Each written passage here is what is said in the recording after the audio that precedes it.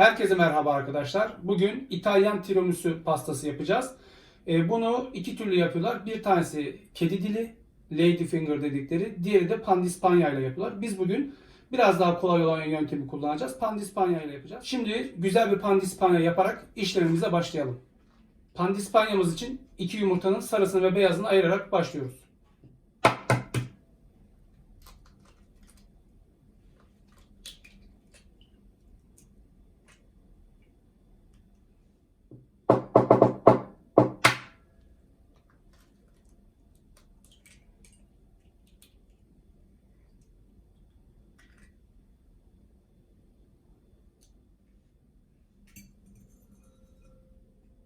Yumurta akına yarım çay kaşığı limon suyu ekliyoruz. Mikserle biraz köpürtüyoruz. Bu kadar köpürdükten sonra 50 gram şekeri 2 defa da ilave ederek iyice kıvam almasını sağlıyoruz.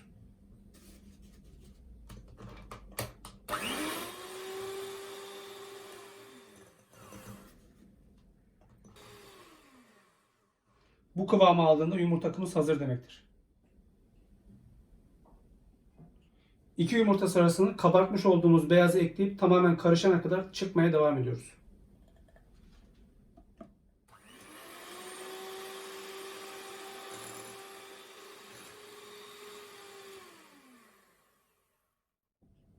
Karışımımıza 35 gram un, 10 gram kakao tozu ekliyoruz unun üstüne de. Bunları bir güzel eliyoruz.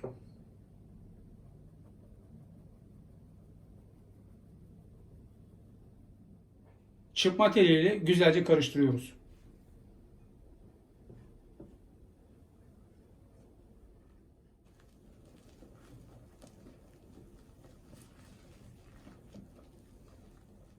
Bir kaba 15 gram sıvı yağ,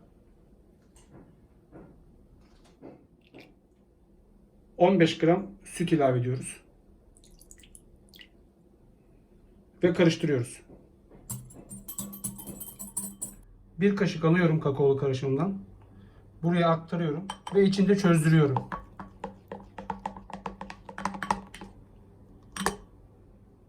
Karışımı hamurumuzun üzerine ekliyoruz.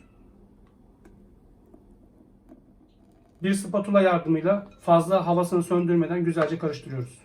Katlama tekniğini kullanıyoruz bu şekilde.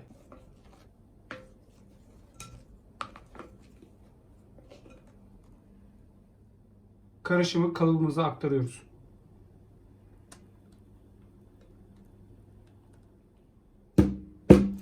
Önceden 160 derece ısıttığımız fırında 40 dakika pişiriyoruz. Tiramisu'muzun kremasını yapıyoruz. 4 gram jelatin, 20 ml suyla ısıtıyoruz. Ve 15 dakika bekliyoruz. Evet, kekimiz pişti. Kekimiz zaten çok kabarmayacaktır. 4-5 santimi geçmeyecektir. Kekimizi soğutuyoruz. 50 gram toz şeker.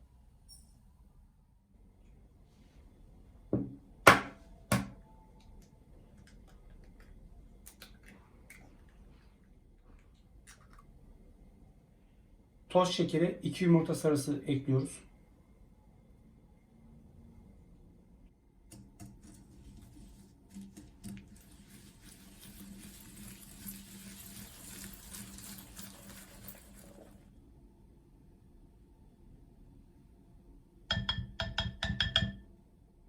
Suda beklettiğimiz jelatini de ekliyoruz.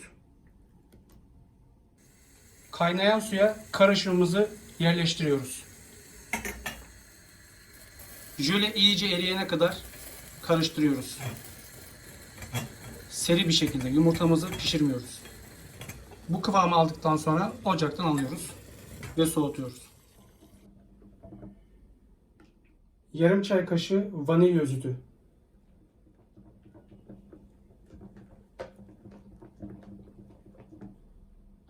200 gram mascarpone peyniri kullanacağım ben. Yoksa siz labne peyniri kullanabilirsiniz. Peyniri karışıma ilave ediyoruz.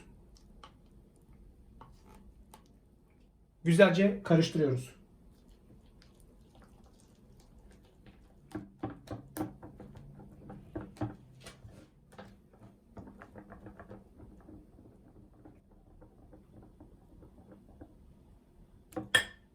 180 gram krem şanti.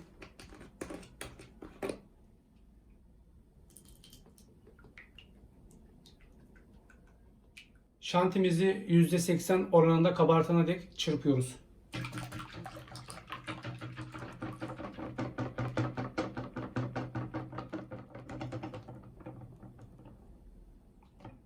Peynirli kremamızı krem şantimize ekliyoruz.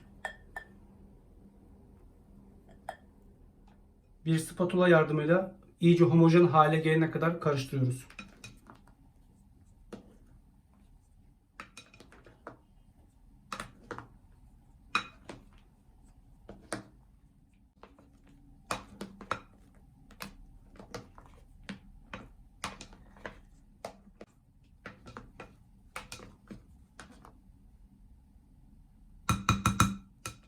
Pandispanyamızı ikiye bölüyoruz.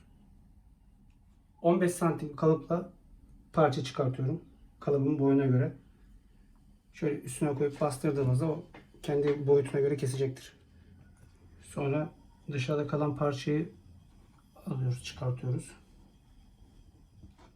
Pandispanyamızın kestiğimiz parçasını 15 santimlik kalıbımızın içine tekrardan yerleştiriyoruz. Ben espresso yaptım. Espresso kullanıyorum. Arzu ederseniz hazır kahve kullanabilirsiniz. Sıcak suya 4 gram hazır kahve çözdürüyoruz, kullanıyoruz. Ve bu aşamada isterseniz içine rom, konyak gibi 30 milim alkol katıp karıştırıp pandispanyaya sürebilirsiniz. Fırça yardımıyla kahvemden alıyorum ve pandispanyamın üstüne yediriyorum. Kremamızın 4/3'ünü kabımıza alıyoruz. Pandispanyamızın üzerine boşaltıyoruz 4/3'ünü.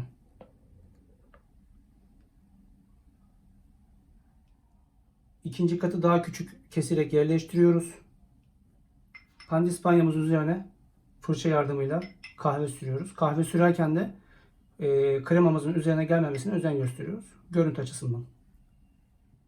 Geriye kalan kremamızı üzerine ilave ediyoruz tamamını. Şimdi bir spatula yardımıyla düzeltiyoruz.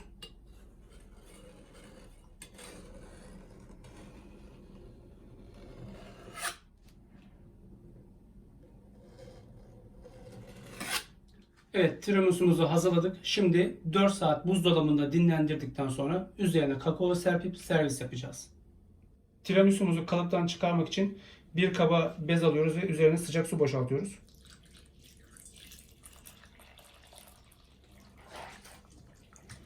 Bezimizi sıkıyoruz.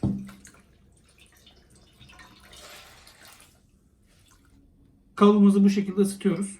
Birkaç defa bu işlemi tekrarlıyoruz. Şimdi kalıbımızı dikkatlice çıkartıyoruz.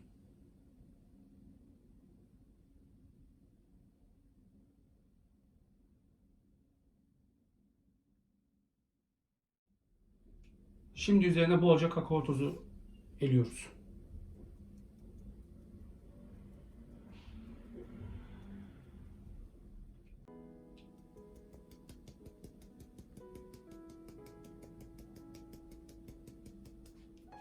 Şimdi servis yapalım. Güzelce bir dilim keselim.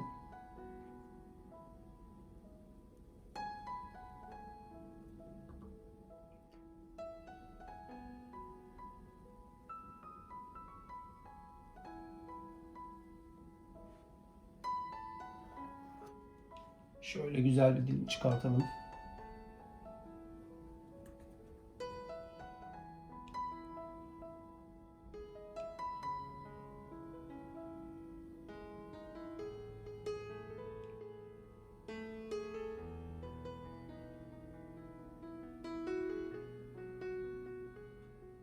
Şimdi tadına bakıyoruz.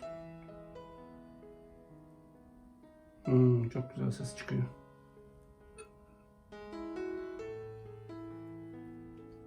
Harika bir aroması var arkadaşlar. Gerçekten çok lezzetli olmuş. Yediğim en iyi tiramisu'lardan bir tanesi.